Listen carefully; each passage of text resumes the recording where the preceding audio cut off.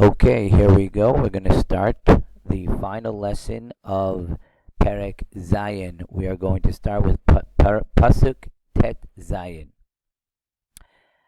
Vayachatz et shlosh meot eish shlosha rashim.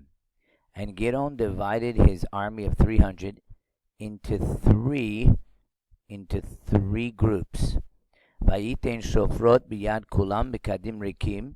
He gave trumpets into all of their hands, and he gave them pots, empty pots, and torches.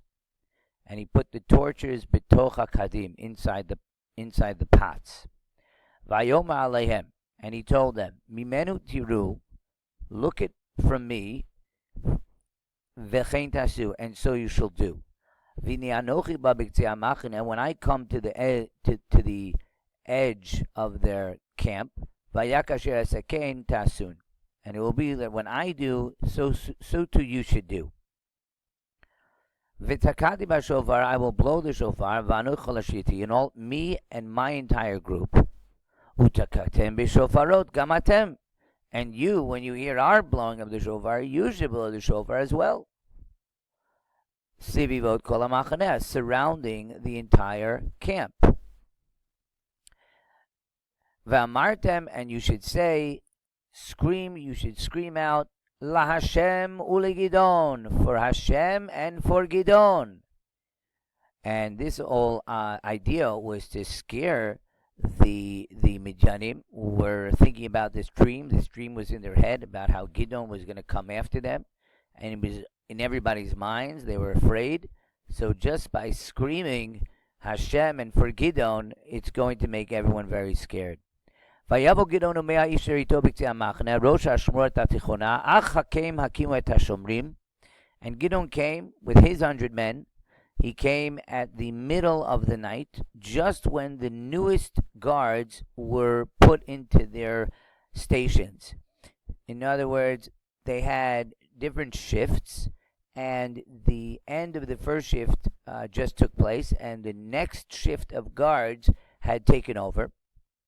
That means that these guards were just woken up, and this was done very purposely, because this was to get the guards when they were not off guard. They weren't ready, because if they were just waking up, they're not going to be completely alert.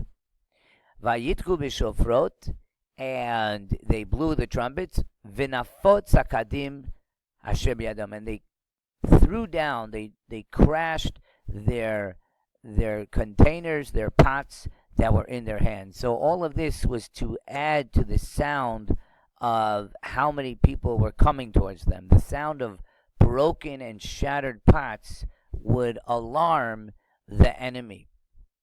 And then the next sound, Vayitku shlosha roshim bashofrot. Then all three camps blew their shofrot, Vayishbru akadim, and all three camps broke their pots. And in their left hands they were holding on to their torches. And in their right hands were their trumpets, to blow them. And they called out, Cherev la Hashem u'legidon, the sword for Hashem, the sword of Gidon. So they did everything that Gideon told them to do.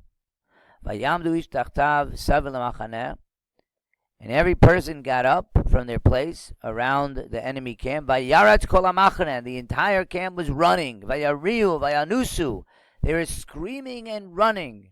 Vayitku shlosh meot hashovrot, vayasam Hashem et cherev ish b're'eu b'chol hamachane. And they kept blowing the shofrot, blowing and blowing the shofrot. And Hashem put the sword of each person into the person with them. In other words, the enemies started killing each other. They couldn't see. They were afraid. They were panicking. And every person was killing the other one, not knowing who they were, not even realizing they were killing each other. They all started running. Ad tzvat avel mechola al tabat. Vayitzak ish Yisrael min Naftali u'min Asher mikol Menashe vayidirfu acharei Midyan. And they started gathering people from Naphtali and Asher and Menashe, and they chased after Midyan. Umalachim shalach Gidon b'chol efar Ephraim lemor, and messengers were sent by Gidon in the entire mountain of Ephraim, saying, Redu likral Midyan v'lechtu lahem et hamayim. go and meet up with Midian and capture them and cut off their ability to cross over the water at Beit Bara Beit Yarden. Vayitzai kol ish Ephraim al kedu atamayim, and the people of Ephraim gathered together and they closed down the waters at Beit Bara Beit Yarden. Vayil kedu zarei Midian et Orev et Zev, and they captured Orev and Zev. Vayargu et Orev bitur Orev vet Zev hargu b'yekev Zev, and they killed Orev and they killed Zev, the two leaders, the two officers of Midian. Vayidefu el Midian, and they ran, they chased after Midian. Verosh Orev and Zev, the heads of Orev and Zev, eviu el Gidon me'ever Yarden, they brought to Gidon from over the Yarden. This is a picture of, here you have just a picture of the camp. The Gidon's camp came from different angles. There was some 100 on one side, 100 on another, 100 on another. Gidon's blew the shofar and broke the pots. All the other groups did the same. And here you have a picture of what the enemies look like. Here you can see the shattered pots on the floor, and you can see that they're holding their trumpets in their right hand, and they have their torches in their left hand, and they're blowing their trumpets, and they're holding their torches, and they're screaming, Cherev LaHashem B'la Gidon. And that is exactly what Gidon told them to do, and they did it. So let's take a look at the notes. This is what you should write down in your notebooks. You should pause the video at this point and write down these notes, and that will be it. Thank you so much for listening, and have a wonderful night.